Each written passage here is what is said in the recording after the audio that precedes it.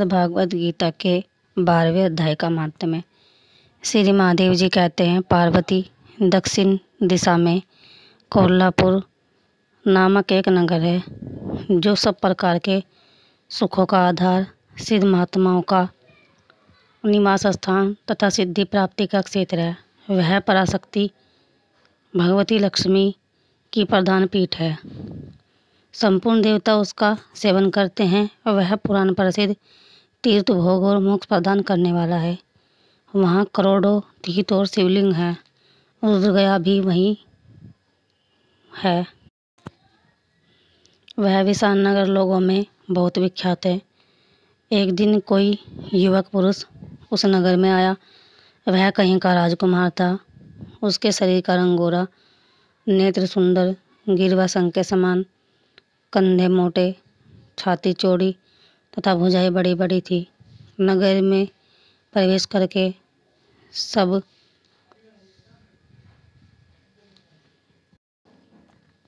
और महलों की शोभा निहारता हुआ वह देवेश्वरी महालक्ष्मी के दर्शनार्थ उत्कंठित हो मणिकर्ण तीर्थ में गया और वहाँ स्नान करके उसने पितरों का तर्पण किया। फिर महामाया महालक्ष्मी जी को प्रणाम करके भक्तिपूर्वक स्तवन करना आरंभ किया। राजकुमार बोला, जिसके हृदय में असीम दया भरी हुई है, जो समस्त कामनाओं को देती तथा अपने कटाक्ष मात्र से सारे जगत की रचना, पालन और संहार करती है, उस जगन माता महालक्ष्मी की जय हो। जिस शक्ति के सहारे उसी के आदेश के अनुसार परमेष्टि ब्रह्मा सृष्टि रचते हैं, भगवान अच्युत जगत का पालन करते हैं तथा रुद्र अखिल विश्व का संहार करते हैं, उस सृष्टि, पालन और संहार की शक्ति से संपन्न भगवती पराशक्ति का मैं भजन करता हूँ। कमले योगी जन तुम्हारे चरण कमलों का चिंतन करते हैं। कमलालिए तुम अपनी स्वाभाविक सत्ता से ही हमारे समस्त इंद्रिय गोचर विषयों को जानते हो। तुम्हें कल्पनाओं के समूह को तथा उसका संकल्प करने वाले मन को उत्पन्न करती हो। इच्छा शक्ति, ज्ञान शक्ति और क्रिया शक्ति, ये सब तुम्हारे ही रूप हैं। तुम परासंवित परम ज्ञान रूपिणी हो। तुम्हारा स्वरूप निष्काम, निर्मल, नित्य, निराकार, निरंजन, अंतरहित, आतंक शून्य, आलम्बहीन तथा निरामय है। देवी, तुम्हारी महिमा का वर्णन करने में कौन समर्थ हो सकता है, जो षटचक्रों का भेदन करके अंतःकरण के 12 स्थानों में विहार करती है। अनाद, ध्वनि, बिंदु, नाद और कला, ये जिसके स्वरूप है, उस माता महालक्ष्मी को मैं प्रणाम करता हूँ। माता, तुम अपने मुखरूपी चंद्रमा से प्रकट होने वाली अमृत राशि को बहा करती हो। तुम्ही परा, पश्यंती, मध्यमा और वैखरी नामक वाणी हो। मैं तुम्हें नमस्कार करता हूँ। देवी, तुम जगत की रक्षा के लिए अनेक रूप धारण क्या करती हो। अंबिके, तुम्ही ब्राह्मी, वैष्णवी तथा माहेश्वरी शक्ति हो। वाराही, महालक्ष्मी, नारसिंगी, इंद्री, कौमारी, चंडिका, जगत को पवित्र करने वाली लक्ष्मी, जगन्माता, सावित्री, चंद्रकला तथा रोहिणी भी तुम्ही हो। परमेश्वरी, तुम भक्तों का मनोरथ पूर्ण करने के लिए कल्पलता के समान हो। मुझ पर प्रसन्न हो जाओ। उसके इस प्रकार स्तुति करने पर भगवती महालक्ष्मी अपना साक्षात स्वरूप धारण करके बोली, राजकुमार, मैं तुमसे प्रसन्न हूँ। तुम कोई उत्तर वर मांगो। राजपुत्र बोला, माँ, मेरे पिता राजा बृहदत्त अश्वमेध नामक महान यज्ञ का अनुष्ठान कर रहे थे। वे दैवयोग से रोगग्रस्त होकर स्वर्गगामी हो गए। इसी बीच में यूप में बंधे हुए मेरे एक संबंधी घोड़े को, जो समूची पृथ्वी की परिक्रमा करके लौटा था, किसी ने रात्रि में बंधन काटकर कहीं अन्यत्र पहुंचा दिया। उसकी खोज में मैंने कुछ लोगों को भेजा था, किंतु वे कहीं भी उसका पता न पाकर जब खाली हाथ लौट आए हैं, तब मैं सभी रीति वजहों से आज्ञा लेकर तुम्हारे शरण में आया हूँ। देवी, यदि तुम मुझ पर प्रसन्न हो तो मेरे यज्ञ का घोड़ा मुझे मिल जाए। जिससे यज्ञ पूर्ण हो सके, तभी मैं अपने पिताजी का ऋण उतार सकूंगा। शरणागतों पर दया करने वाली जगत जननी लक्ष्मी, जिससे मेरा यज्ञ पूर्ण हो वह उपाय करो। भगवती लक्ष्मी ने कहा, राजकुमार, मेरे मंदिर के दरवाजे पर एक ब्राह्मण रहते हैं जो लोगों में सिद्ध समाधि के नाम से विख्यात है। वे मेरी आज्ञा से तुम्हारा सब काम पूरा कर देंगे। महालक्ष्मी के इस प्रकार कहने पर राजकुमार उस स्थान पर आए जहाँ सिद्ध समाधि रहते थे। उनके चरणों में प्रणाम करके राजकुमार चुपचाप हाथ जोड़कर खड़े हो गए। तब ब्राह्मण ने कहा, तुम्हें माताजी ने यहाँ भेजा है। अच्छा देखो, अब मैं तुम्हारा सारा अभिष्ट कार्य सिद्ध करता हूँ। यूँ कहकर मंत्र वेदता ब्राह्मण ने सब देवताओं को वहीं खींचा। राजकुमार ने देखा, उस समय सब देवता हाथ जोड़े थर थर काँपते हुए वहाँ उपस्थित हो गए। तब उन श्रेष्ठ ब्राह्मण ने समस्त देवताओं से कहा, देवगण, इस राजकुमार का अश्व जो यज्ञ के लिए निश्चित हो चुका था, रात में देवराज इंद्र ने चुराकर अन्यत्र पहुंचा दिया है। उसे शीघ्र ले आओ। तब देवताओं ने मुनि के कहने से यज्ञ का घोड़ा लाकर दे दिया। इसके बाद उन्होंने उन्हें जाने की आज्ञा दी। देवताओं का आकर्षण देखकर तथा खोए हुए अश्व को पाकर राजकुमार ने मुनि के चरणों में प्रणाम करके कहा, महर्षि, आपका यह सामर्थ्य आश्चर्यजनक है। आप ही ऐसा कार्य कर सकते हैं, दूसरा कोई नहीं। ब्राह्मण, मेरी प्रार्थना सुनिए। मेरे पिता राजा ब्रह्मदत्त अश्वमेध यज्ञ का अनुष्ठान आरंभ करके दैव योग से मृत्यु को प्राप्त हो गए हैं। अभी तक उनका शरीर तपाए हुए तेल में सुखाकर मैंने रख छोड़ा है। साधु श्रेष्ठ, आप उन्हें पुनः जीवित कर दीजिए। यह सुनकर महामुनि ब्राह्मण ने किंचित मुस्कुराकर कहा, चलो, वहाँ यज्ञ मंडप में तुम्हारे पिता मौजूद हैं, चले। तब से समाधि ने राजकुमार के साथ वहाँ जाकर जल अभिमंत्रित किया और उसे उस शव के मस्तक पर रखा। उसके रखते ही राजा सचेत होकर उठ बैठे। फिर उन्होंने ब्राह्मण को देखकर पूछा, धर्म स्वरूप आप कौन है? तब राजकुमार ने महाराज से पहले का सारा हाल कह सुना। राजा ने अपने को पुण्य जीवन दान देने वाले ब्राह्मण को नमस्कार करके पूछा, ब्राह्मण, किस पुण्य से आपको यह अलौकिक शक्ति प्राप्त हुई है? उनके यूँ कहने पर ब्राह्मण ने मधुर वाणी में कहा, राजन, मैं प्रतिदिन आलस्य रहित होकर गीता के 12वें अध्याय का जप करता हूँ। उसी से मुझे यह शक्ति मिली है जिससे तुम्हें जीवन प्राप्त हुआ है। यह सुनकर ब्राह्मणों सहित राजा ने उन ब्रह्म ऋषि से गीता के 12वें अध्याय का अध्ययन किया। उसके महात्म्य से उन सब की सदगति हो गई। दूसरे जीव भी उसके पाठ से परम मोक्ष को प्राप्त हो चुके हैं।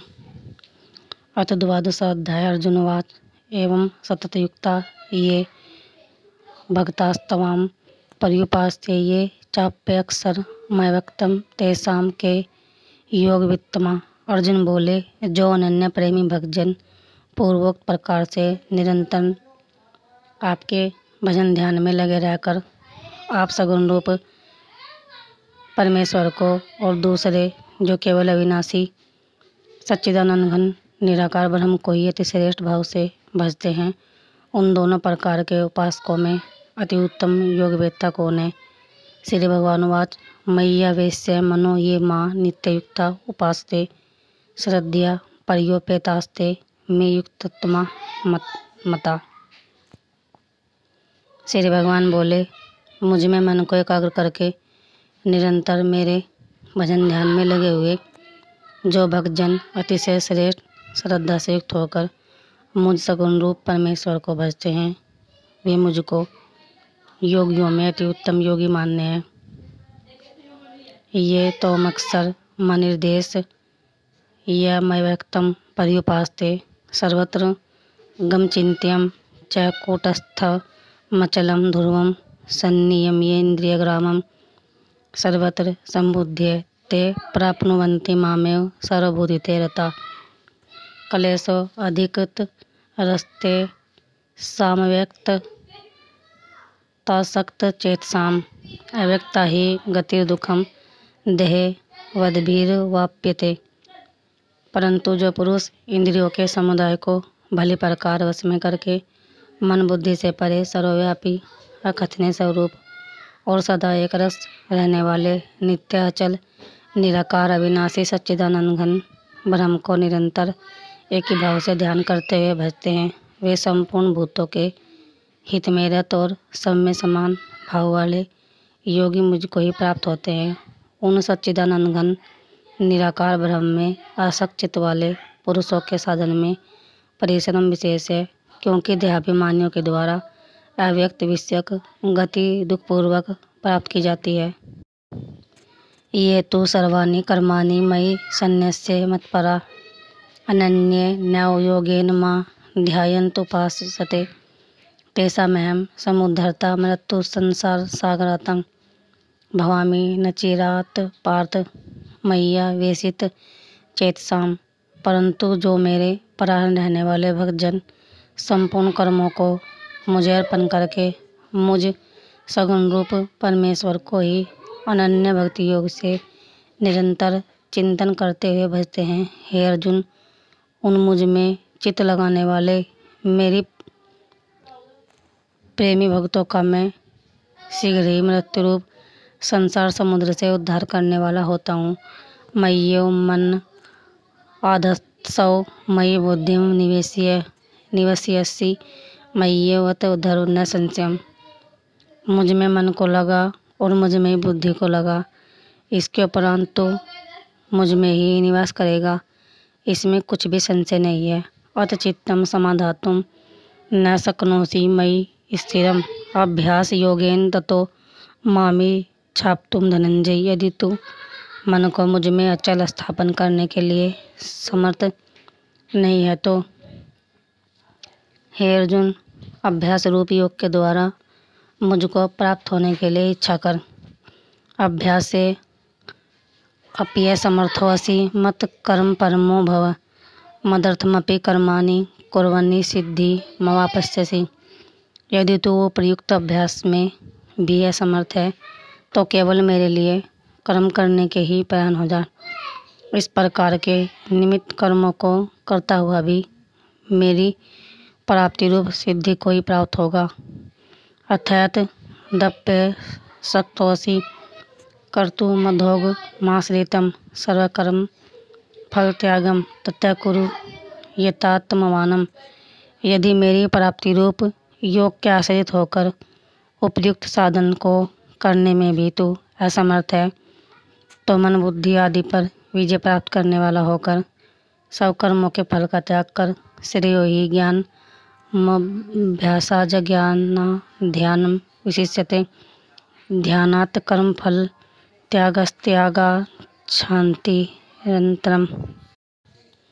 मर्म को न जानकर किए हुए अभ्यास से ज्ञान श्रेष्ठ है, ज्ञान से मुझ परमेश्वर के स्वरूप का ध्यान श्रेष्ठ है और ध्यान से भी सब कर्मों के फल का त्याग श्रेष्ठ है, क्योंकि त्याग से तत्काली परम शांति होती है।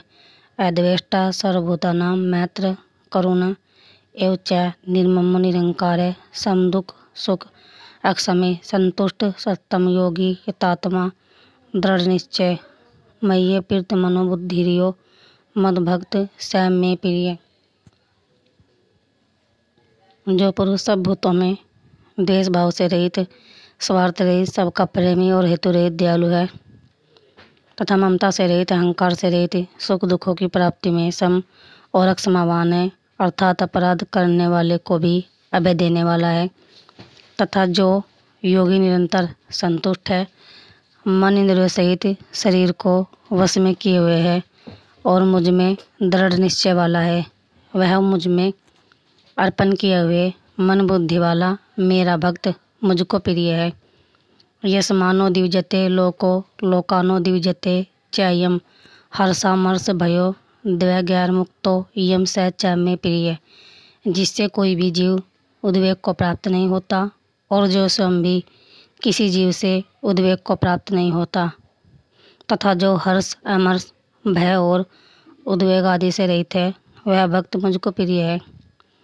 अनपेक्ष सुचिर्दक्ष उदासीनो गतव्यथम सर्वारंभ परित्यागी यो मदभक्त सह में प्रिय। जो पुरुष आकांक्षा से रहित, बाहर भीतर से शुद्ध, चतुर, पक्षपात से रहित और दुखों से छूटा हुआ है, वह सब आरंभों का त्यागी मेरा भक्त मुझको प्रिय है। यो न हर्ष्यति न द्वेष्टि न शोचति न कांक्षति शुभाशुभ परित्यागी भक्तिमान स में प्रिय। जो न कभी हर्षित होता है, न द्वेष करता है, न शोक करता है, न कामना करता है, तथा जो शुभ और अशुभ संपूर्ण कर्मों का त्यागी है, वह भक्ति युक्त पुरुष मुझको प्रिय है। समय शत्रु च मित्रे च तथा मानापमानियो शीतोक्षण दुख सुख दुख से दुखेशु समय संग विवर्जित तुल्य निंदास्तु तिर्मोनि संतुष्टो येन केंचितम अनिकेत स्थिर मतिर भक्तिमान में प्रियो नर। जो शत्रु मित्र में और मान अपमान में समय तथा सर्दी गर्मी और सुख दुख आदि द्वंद्वों में समय और आसक्ति से रहित है, जो निंदा स्तुति को समान समझने वाला, मननशील और जिस प्रकार से भी शरीर का निर्वाह होने में सदा ही संतुष्ट है और रहने के स्थान में ममता और आसक्ति से रहित है, वह स्थिर बुद्धि भक्तिमान पुरुष मुझको प्रिय है। ये तो धर्मयामर्तमिदम यथोक्तम पर्युपास्ते श्रद्धाना मत परमा भक्तास्ते अतिव में प्रिया। परंतु जो श्रद्धायुक्त पुरुष मेरे परायण होकर इस ऊपर कहे हुए धर्म में अमृत को निष्काम प्रेम भाव से सेवन करते हैं, वे भक्त मुझको अतिशय प्रिय हैं। बोले विष्णु भगवान की जय।